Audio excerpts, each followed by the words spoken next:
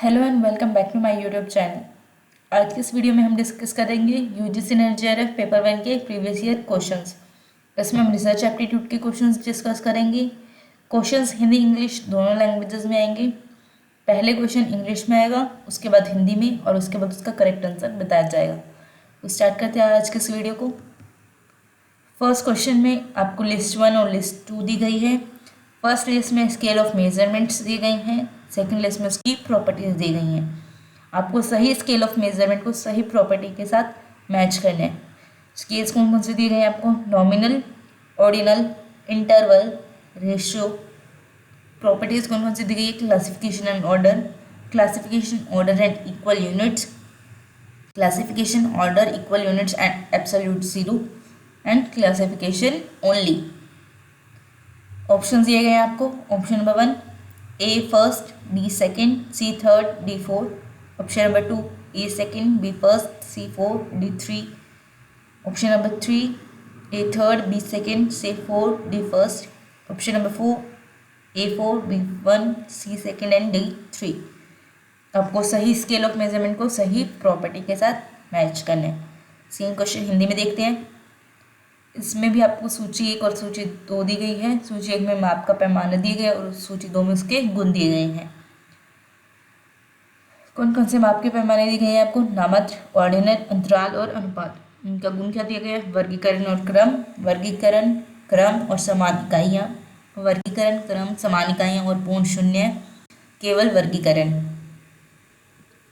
आपको सही माप का पैमाने को सही गुण के साथ मैच करना है। अब इस क्वेश्चन का करेक्ट आंसर देखते हैं। इस क्वेश्चन का करेक्ट आंसर क्या है? ऑप्शन नंबर 4, ए का 4, बी का फर्स्ट, सी का सेकेंड एंड डी का 3। Next second question. Second question में आपको 2 स्टेटमेंट्स दी गई हैं, first and second. First statement में क्या कहा गया है? Qualitative research is an umbrella term to refer to various research strategies that share certain characteristics. The data collected have been termed soft, that is rich in description. First statement में कहा गया कि जो क्वालिटेटिव रिसर्च है वो एक umbrella term है जिसमें हम डिफरेंट रिसर्च स्ट्रेटेजीज को रेफर करते हैं जो सेम कैरेक्टरिस्टिक्स शेयर करती हैं, और जो डेटा कलेक्ट किया जाता है उसे हम सॉफ्ट डेटा कहते हैं, यानी कि जो डिस्क्रिप्शन में रिच होता है। सेकेंड स्टेटमेंट में क्या कहा गया है? Quantitative research is mainly hypothetico deductive and employs mostly statistical techniques for data analysis. Second statement में कहा गया है कि जो क्वान्टिटेटिव रिसर्च है वो मेनली क्या है? हाइपोथेटिको डिडक्टिव है और मोस्टली स्टैटिस्टिकल टेक्निक्स को यूज़ करती है डेटा एनालिसिस के लिए। ऑप्शन दिए गए हैं। Option number 1 both statement first and second are true. Option 2 both statement first and second are false. Option 3 statement 1 is correct but statement second is false. Option 4 statement 1 is incorrect but statement second is true. आप question video pause करके भी खुद से कर सकते हैं। आराम से पहले क्वेश्चन को पढ़िएगा, उसके बाद सही आंसर दीजिएगा, फिर ही सही आंसर देखिएगा। सेम क्वेश्चन हिंदी में। कथन एक क्या दिया गया है? गुणात्मक अनुसंधान विभिन्न अनुसंधान रणनीतियों को संदर्भित करने के लिए एक छाता शब्द है जो कुछ विशेषताओं को साझा करते हैं। एकत्र किए गए डाटा को सॉफ्ट यानी कि विवरण में समृद्ध कहा गया है। कथन 2 मात्रात्मक अनुसंधान मुख्य रूप से हाइपोथेटिको निगमनात्मक है और डेटा विश्लेषण के लिए ज़्यादातर सांख्यिकीय तकनीकों को नियोजित करता है। ऑप्शंस क्या दिए गए हैं? ऑप्शन नंबर 1 कथन 1 और कथन 2 दोनों सत्य हैं। ऑप्शन 2 कथन 1 और कथन 2 दोनों असत्य हैं। ऑप्शन 3 कथन 1 सही है लेकिन कथन 2 असत्य है। ऑप्शन 4 कथन 1 गलत है लेकिन कथन 2 सत्य है। इस क्वेश्चन का करेक्ट आंसर देखते हैं। इसका करेक्ट आंसर क्या है? Option number 1 both statement first and second are true. Hindi में आंसर हो जाएगा कथन 1 और कथन 2 दोनों सत्य हैं। Next third question. In which of the following there is a greater flexibility in both the methods and process of research? इनमें से किस में सबसे ज़्यादा फ्लेक्सिबिलिटी होती है मेथड्स और प्रोसेस में रिसर्च के? ऑप्शन दिए गए हैं। Option number 1 ethnography and phenomenology. Option 2 descriptive survey and impact studies. Option 3 experimental and observation based studies. Option 4 ex post facto and historical studies. Same Hindi में। निम्नलिखित में से किसमें अनुसंधान की विधियों और प्रक्रिया दोनों में अधिक लचीलापन है? ऑप्शन फर्स्ट नरवंश विज्ञान और घटना विज्ञान, वर्णनात्मक सर्वेक्षण और प्रभाव अध्ययन। ऑप्शन 3 प्रायोगिक और अवलोकन आधारित अध्ययन। ऑप्शन 4 पूर्व कार्योत्तर और ऐतिहासिक अध्ययन। अब इस क्वेश्चन का करेक्ट आंसर देखेंगे। इसका करेक्ट आंसर क्या है? Option number 1 ethnography and phenomenology, Hindi में हो जाएगा नरवंश विज्ञान और घटना विज्ञान। Next fourth question, which of the following are non probability sampling methods. हमको सैम्पलिंग मेथड्स दिए गए हैं, आपको बताना है इनमें से कौन से नॉन प्रोबेबिलिटी सैम्पलिंग मेथड्स हैं। Cluster sampling, judgement sampling, systematic sampling, snowball sampling, quota sampling.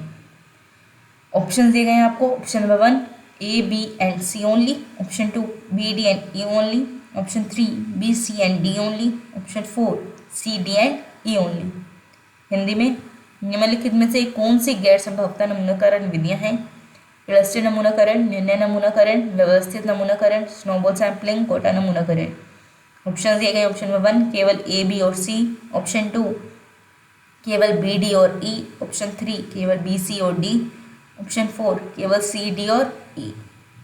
अब इस क्वेश्चन का करेक्ट आंसर देखते हैं।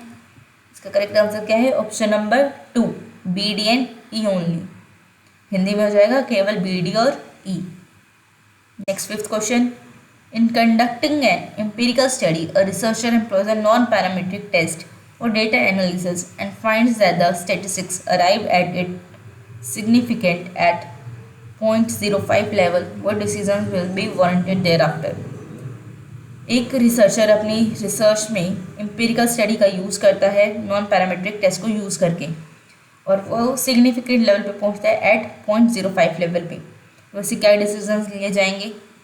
Rejecting the null hypothesis, accepting the null hypothesis, accepting the alternative hypothesis, keeping the decision in abeyance, rejecting the alternate hypothesis। Option दिए गए हैं। Option number 1 A and B only, option 2 B and C only, option 3 D only, option 4 A and C only। Same Hindi में, एक अनुभवजन्य अध्ययन आयोजित करने में एक शोधकर्ता डेटा विश्लेषण के लिए एक गैर पैरामीट्रिक परीक्षण का उपयोग करता है और पाता है कि आंकड़े 0.05 स्तर पर महत्वपूर्ण हैं। इसके बाद के निर्णयों की आवश्यकता होगी। शून्य परिकल्पना को अस्वीकार करना, शून्य परिकल्पना को स्वीकार करना, वैकल्पिक परिकल्पना को स्वीकार करना, निर्णय को स्थगित करना, वैकल्पिक परिकल्पना को अस्वीकार करना। ऑप्शन दिए गए। ऑप्शन 1 केवल A और B, ऑप्शन 2 केवल B और C, ऑप्शन 3 D केवल, ऑप्शन 4 केवल A और C। इसका करेक्ट आंसर क्या है? Option number 4 A and C only, Hindi में केवल A और C। Next sixth question, given below are two statements, one is labelled as assertion A and the other is labelled as reason R। Sixth question में आपको दो statements दी गई हैं, पहली है असर्शन, सेकेंड उसका रीजन। असर्शन क्या दी गई है? In order to bridge the gap between theory and practice, both fundamental and applied research formats have to be promoted. कि जब हमें थ्योरी और प्रैक्टिस दोनों के बीच के गैप को कम करना है तो हमें फंडामेंटल और अप्लाइड रिसर्च दोनों के फॉर्मेट्स को प्रमोट करना होगा। रीजन दिया गया है, fundamental research focuses on theory making and applied research is directed eight exploring the applicability of theory in very practical situations. Fundamental research किस पे फोकस करती है? थ्योरी मेकिंग पे, और जबकि जो अप्लाइड रिसर्च है वो उस थ्योरी की एप्लीकेबिलिटी प्रैक्टिकल सिचुएशंस पे उस पे काम करती है। ऑप्शन दिए गए हैं आपको। Option number 1 both A and R are correct and R is the correct explanation of A, option 2 both A and R are correct but R is not the correct explanation of A, option 3 A is correct but R is not correct, option 4 A is not correct but R is correct। Same Hindi में नीचे दो कथन दिए गए हैं, एक को अभिकथन A और दूसरे को कारण R के रूप में लेबल किया गया है। अभिकथन A क्या है? सिद्धांत और व्यवहार के बीच की खाई को पाटने के लिए मौलिक और अनुप्रयुक्त अनुसंधान प्रारूपों दोनों को बढ़ावा देना होगा। कारण मौलिक अनुसंधान सिद्धांत बनाने पर केंद्रित है और अनुप्रयुक्त अनुसंधान विभिन्न व्यवहारिक स्थितियों में सिद्धांत की प्रयोज्यता की खोज करने के लिए निर्देशित है। ऑप्शन दिए गए। ऑप्शन 1 A और R दोनों सही हैं और R A का सही स्पष्टीकरण है, ऑप्शन 2 A और R दोनों सही हैं लेकिन R A का सही स्पष्टीकरण नहीं है, ऑप्शन 3 A सही है लेकिन R सही नहीं है, ऑप्शन 4 A सही नहीं है लेकिन R सही है। इस क्वेश्चन का करेक्ट आंसर क्या है? Option number first both A and R are correct and R is the correct explanation of A। Hindi में हो जाएगा A और R दोनों सही हैं और R A का सही स्पष्टीकरण है।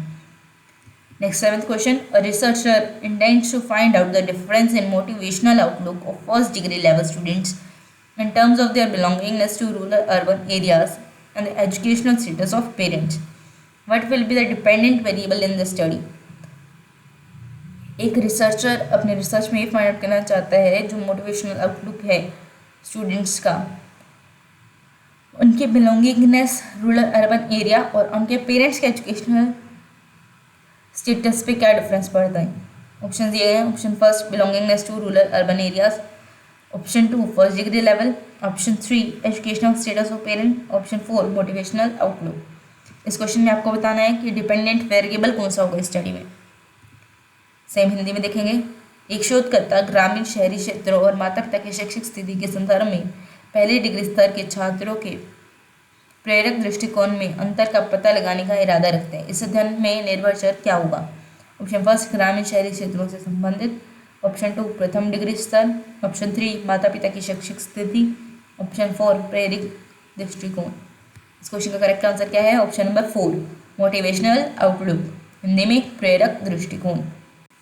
नेक्स्ट एट्थ क्वेश्चन में आपको दो स्टेटमेंट्स दी गई हैं, first and second. First statement क्या है? Fundamental research is directed eight exploring the applicability of truths and principles already established. First statement में कहा गया है कि फंडामेंटल रिसर्च क्या काम करती है? एक्सप्लोर करती है ट्रूथ्स और प्रिंसिपल्स को जो पहले से ही एस्टैब्लिश्ड है। Second statement action research aims at ameliorating the ongoing conditions and practices. जबकि जो एक्शन रिसर्च है वो जो ऑनगोइंग कंडीशंस और प्रैक्टिसेस है उस पर काम करती हैं। ऑप्शन दिए गए हैं। Option number first both statement first and second are correct, option 2 both statement first and second are incorrect, option 3 statement 1 is correct but statement second is incorrect, option 4 statement first is incorrect but statement second is correct. Same Hindi में। कथन एक क्या है? मौलिक अनुसंधान पहले से स्थापित सत्य और सिद्धांतों की प्रयोज्यता की खोज के लिए निर्देशित है। कथन 2 कार्यवाही अनुसंधान का उद्देश्य चल रही स्थितियों और प्रथाओं को बेहतर बनाना है। ऑप्शन दिए गए हैं। फर्स्ट कथन 1 और कथन सेकंड दोनों सही हैं, ऑप्शन 2 कथन 1 और कथन 2 दोनों गलत हैं, ऑप्शन 3 कथन 1 सही है लेकिन कथन 2 गलत है, ऑप्शन 4 कथन 1 गलत है लेकिन कथन 2 सही है। इस क्वेश्चन का करेक्ट आंसर क्या है? Option number 4 statement 1 is incorrect but statement second is correct. Hindi में कथन 1 गलत है लेकिन कथन 2 सही है। नेक्स्ट नाइन्थ क्वेश्चन में भी आपको दो स्टेटमेंट्स दी गई हैं। फर्स्ट स्टेटमेंट क्या है? When we perform an experiment then the set S of all possible outcome is called the sample space. जब हम कोई भी एक्सपेरिमेंट करते हैं जो सेट एस होता है उसमें जितने भी पॉसिबल आउटकम्स हैं वो आते हैं और उसे सैम्पल स्पेस कहा जाता है। सेकेंड स्टेटमेंट क्या है? All super set of a sample space is called an event. और जो सैम्पल स्पेस के सबसेट्स हैं उसे हम क्या कहते हैं? इवेंट। ऑप्शन दिए गए हैं आपको। First both statement first and second are true, option 2 both statement first and second are false, option 3 statement 1 is correct but statement second is false, option 4 statement 1 is incorrect but statement second is true. Same Hindi में। कथन क्या है? जब हम एक प्रयोग करते हैं तो सभी संभावित परिणामों के सेट एस को नमूना स्थान कहा जाता है। कथन सेकंड नमूना स्थान के सभी सुपर सेट को एक घटना कहा जाता है। ऑप्शन दिए गए हैं। कथन 1 और कथन 2 दोनों सत्य हैं, ऑप्शन 2 कथन 1 और कथन 2 दोनों असत्य हैं, ऑप्शन 3 कथन 1 सही है लेकिन कथन 2 असत्य हैं, ऑप्शन 4 कथन 1 गलत है लेकिन कथन 2 सत्य है। इस क्वेश्चन का करेक्ट आंसर क्या है? Option number 3 statement 1 is correct but statement second is false. Hindi में जाएगा कथन 1 सही है लेकिन कथन 2 असत्य है। नेक्स्ट टाइम फॉर आज का last question. A college principal conducts an ethnographic probe into the problems faced by tribal students. Which method of sampling will be most appropriate? एक कॉलेज प्रिंसिपल एक एथनोग्राफिक रिसर्च करता है tribal students की problem के लिए, तो उसके लिए सबसे अप्रोप्रिएट मेथड कौन सा होगा सैम्पलिंग का? ऑप्शन दिए गए हैं। Option number 1 random sampling, option 2 stratified sampling, option 3 cluster sampling, option 4 systematic sampling.